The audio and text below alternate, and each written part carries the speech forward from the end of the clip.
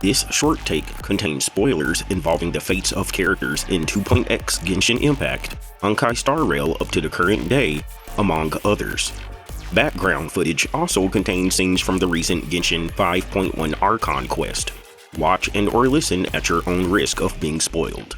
With that, let's get into it.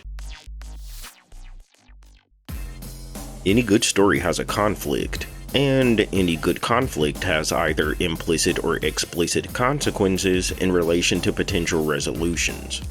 As the audience, it's these potential consequences that often grip us, as the consequences underscore that the characters involved aren't just out there for the fun of it. There are stakes to this campaign, a purpose, and a desired outcome they seek. Consequences can come in many forms. The consequence for a failed business endeavor could be bankruptcy for the entrepreneur, and thus a complete upending of their livelihood. On a lighter note, the consequence for losing a foot race could simply be the humiliation the character feels. But what about when the consequences involve the ultimate price? And no, by ultimate price, I don't mean the $100 limited currency packs you can find in these games. I'm talking about the ultimate price. Finished, finito, donezo, cooked if you will. When a character meets their end, it brings a whole new level of stakes to the table. There are many reasons one may find themselves engaged in conflict, but when death occurs, it brings a tone of finality. This character with motivations and ideals, they're gone. If you didn't take the threat seriously before, if you didn't respect the opposition's power before, if you thought they were joking before, you're taking the situation seriously now. Any attachments or attractions to the doomed character are left flatlining as hard as the character itself hits you in the feels, you know? So then, when these characters return, or a way is contrived for them to exist in the story's universe once again, it can somewhat undermine our respect for the consequences. I remember the earliest days of Genshin, when we met Signora. I never liked this character, ever. The only thing she had going for her was her gorgeous design, but I found her arrogance to be so annoying that it superseded any design I may have liked. Throughout the entire first year of the game, players were giddy for her though. She will be playable one day, they said. I'm going to main her. So much so that an entire Signora main subreddit was made for those who were looking forward to her big day. But then she got one shot. Obliterated. Yeah. And it shook the entire community. No one could believe it. Immediate reactions were mixed, with some saying it was way too sudden and out of nowhere, and others feeling it might be a fitting end to her. I, for one, loved it. When I tell you I couldn't stand that character, I mean it. I could not stand that character. But as well, I thought Signora's abrupt demise was great for the narrative. It showed that there were indeed differences in power levels in Teyvat, with some characters far surpassing others in raw capacity. This Harbinger, a powerful threat in her own right, gets annihilated with absolute ease by this Archon. And it's not even a fight. The Shogun vanquishes Signora with the ease one slices a cake. Or maybe easier. Ashes to ashes and dust to dust, there's no contest. And while there were arguments that said Signora's death was unfitting for her because of how abrupt it was, I had the opposite viewpoint. The ease and abruptness were used to display for us just how powerful this Archon was in relation. That is the point. This menace we knew since day one, someone we found to be extremely threatening, was in actuality barely a blip on the radar. It put things in perspective. This was a defining moment of the game, or at least I thought it to be so. Not only was it a display of power gaps, but it also made one thing very clear. People in this world could pay the ultimate price. Simply put, things got real.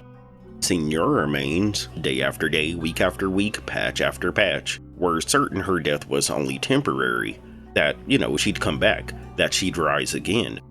But that was like 3 years ago, and she's yet to actually do that. Every new region, players anticipate her long-awaited revival, And every new region, it doesn't happen.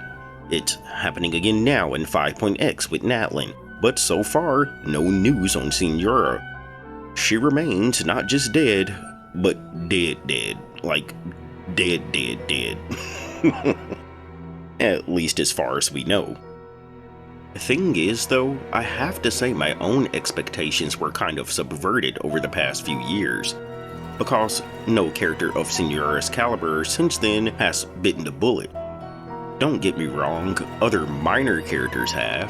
Tepe tapping out was a moment we all remember, though his screen time was so short that it didn't have a lasting impression on many players anyway.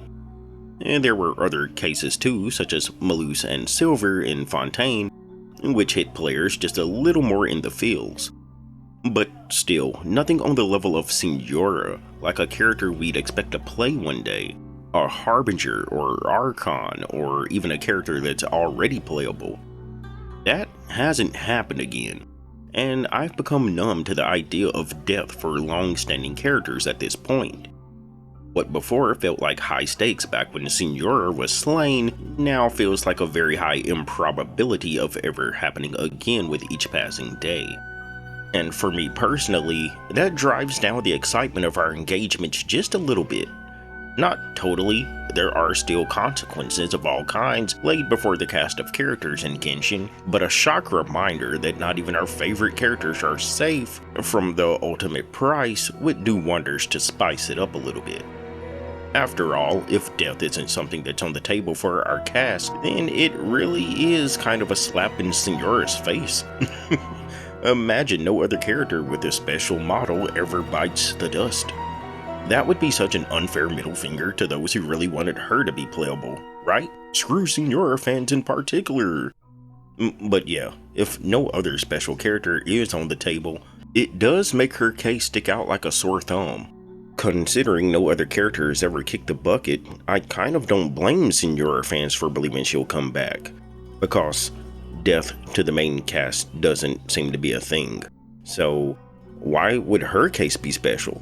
Maybe if they offed some other special characters as well, her death would be more believable for her fans. But you kind of can't fault someone for not believing a special character is really cooked in a game where special characters never get cooked. Unless the fates of side characters like Tepe or Malus and Silver were intended to be our reminders that death is real. But if that's the goal with side characters like those, I mean, I guess so. But it doesn't hit the same as offing playable characters, or, as is the case with Signora, those we'd expect to be playable. The loss of Malus and Silver is sad, absolutely, but they don't have a whole subreddit of players eagerly hoping for their revival either. As long as she stays a pile of ash and dust though, it does leave open that sliver of uncertainty about the fates of other characters, be they confirmed playable or whether they're just expected to be, such as the case with the other Harbingers. That's one reason I personally hope she stays vanquished. Sure, with each passing patch, the likelihood that we'll ever see another high-profile character go the way of the dodo gets slimmer and slimmer. But as long as her fate stays sealed, the chance of others meeting a similar fate isn't zero. It's possible, however unlikely. But the day she's ever confirmed playable, it would unravel the entire concept of permanent serious threat, at least for high-profile characters. And once that permanent threat is removed, once it's undone, reversed, for me personally, and I'm sure others, it would kill some of the engagement. Big encounters during the story would feel less important because, no one's in any real danger in this world. Know what I mean? Once an unwillingness is shown to let a character stay dead, our respect for serious consequences is diminished. And it even somewhat acts like a spoiler, because instead of, holy crap, who's gonna survive? It gets dialed down since your expectation is that everyone is going to survive. This is something I contended with in Honkai Star Rail. When the lovely Ting Yun dropped dead right before our very eyes, it was kind of shocking. However, there were some implications there that we'd see her, or some incarnation of her, again in the future. However, without knowing the future, in just what way this would happen was still an uncertainty.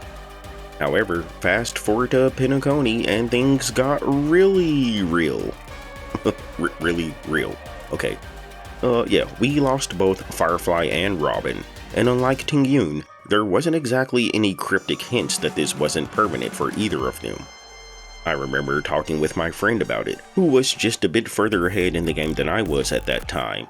And I remember losing my crap about both Firefly and Robin. I was distressed. What a double whammy.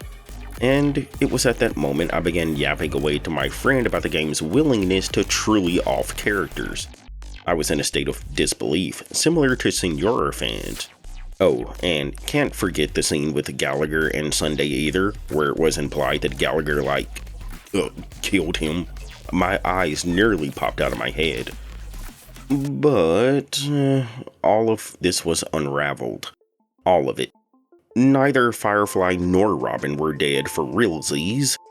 Both were still alive, and beyond that, even became playable characters. Which I kind of suspected, since at that time, Robin had drip marketing. Would they really kill off a character that they were selling? Yeah, I don't know, but for a moment there I was sold on it. Or at the very least I was guessing. Those deaths were real to me, man. And Sunday was fine in the end as well, and he's also becoming playable soon. Their survivals filled me with a kind of ambivalence. On the one hand, I was happy to see the two cutest Penacony characters survive, but on the other hand, it brought the game's threat level from a 10 down to like a 3. The death tease somewhat diminished my expectations of consequence in the game. Sure, other consequences still exist, catastrophic societal consequences on macro levels, but on a micro level, the stakes aren't as dire. Again, now when there's any huge confrontation in the game, I'll be less likely to say, whoa, who's gonna be left standing? And more likely to say, no one's in any real trouble. If there's ever another scene like the one between Gallagher and Sunday, I'll call the game's bluff. And this is even truer now that we have confirmation of Fugue, the 5-star Tingyun. I mean, again, there were kind of hints that that wasn't the end of Tingyun, you know? And we still have to find out just what the heck went on with her, but still, Fugue's explicit confirmation further lowers the threat. All the high-profile deaths in Star Rail have been walked back on, and so the stakes, the consequences, don't feel as major on the character level. Again, there's still macro-level consequences for the planet and the worlds and whatnot, as well as personal stories and fate, but when it comes to direct conflict, all the guesswork is removed. The guesswork that keeps things exciting by having us shouting, "Whoa, are they really dead?" The expected answer now is that no one is really dead, at least not forever. Full disclosure, I don't know much about Honkai Impact 3rd, but I have heard that game has offed characters and kept them off for good, with the most notable being that game's Himeko, who from my understanding was an actual main cast character. That's something I wouldn't mind seeing over in both Genshin and Star Rail to up the stakes of what we're dealing with in those games. It would need to be written with both purpose and meaning, of course. I don't want characters to just drop like flies for no narrative purpose. That's horrible writing. But yeah, I'm not opposed to an occasional wake-up call either, that unexpected jolt that'll make me sit forward and say, oh man, things just got real. Because as it is, everything just feels a little plot armory. And for all the consequences there are for these stories, the ultimate price doesn't seem to be one of them. Except for in Senora's case. Man, that's such a middle finger. But it's not necessary by any means. Again, macro consequences alone can suffice as reason for conflict. Everything doesn't have to be all death and doom and gloom. Zenless Zone Zero's lighthearted vibe strikes me as a game in which there will never be a character death. I couldn't imagine it. Never say never, but I bet my next 50-50 on it. The cast of characters in that game will be forever safe. And it's fine, it goes with a very unserious vibe. So, whatever. If there is a game where I'd expect to see someone get unalived, it might actually be Wuthering Waves. It's just a more apocalyptic, gloomier game with an edgier feel to it. Not that I'm even expecting Kuro Games to do that, but if they did, I'm just saying, it wouldn't really feel out of place. But even if that does happen in that game, I don't think it's going to be anytime soon because it's still a bit too new, so I think everyone is safe for now regardless.